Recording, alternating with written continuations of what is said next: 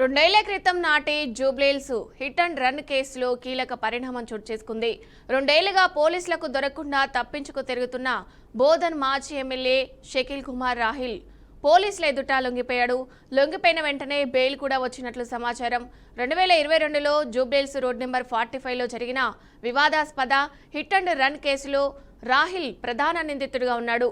2022లో Jubilee Hills road number 45 వద్ద జరిగిన ఘోర రోడ్డు ప్రమాదంలో ఒకరు ప్రాణాలు కోల్పోగా మరికొందరు గాయపడ్డారు.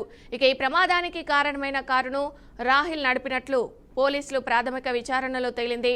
అయితే ప్రమాదం జరిగిన వెంటనే నిందితుడు పరారీలోకి వెళ్లారు. రెండేళ్ల క్రితం నాటి జూబ్లీహిల్స్ హిట్ అండ్ రన్ కేసులో కీలక పరిణామం చోటు చేసుకుంది. రెండేళ్లుగా పోలీసులకు దొరకకుండా తప్పించుకొని తిరుగుతున్న బోధన్ మాజీ ఎమ్మెల్యే షకీల్ కుమారుడు రాహిల్ పోలీసుల ఎదుట లొంగిపోయాడు. లొంగిపోయిన వెంటనే బెయిల్ కూడా వచ్చినట్లు సమాచారం. అయితే 2022లో జూబ్లీహిల్స్ రోడ్ నెంబర్ 45లో జరిగిన వివాదాస్పద హిట్ అండ్ రన్ కేసులో రాహిల్ ప్రధాన నిందితుడిగా ఉన్నాడు. ఆ తర్వాత కూడా తను తప్పించుకొని తిరుగుతున్నట్టు సమాచారం ఉంది. దీనికి సంబంధించి పూర్తి అప్డేట్స్ మా సీనియర్ కరెస్పాండెంట్ రామకృష్ణ అందిస్తారు. రామకృష్ణ, అప్డేట్స్ ఏంటి?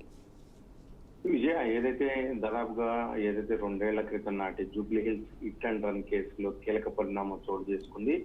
ఏదైతే ఆ ఘటన జరిగిన అప్పటి నుంచి కూడా ఇప్పటి వరకు కూడా ఏదైతే మాజీ ఎమ్మెల్యే బోధన్ మాజీ ఎమ్మెల్యే షకీల్ కుమారుడు రాహిల్ తప్పించుకుని తిరుగుతున్నాడు. పోలీసులు కళ్ళు తప్పి తిరుగుతున్నాడని చెప్పుకోవచ్చు.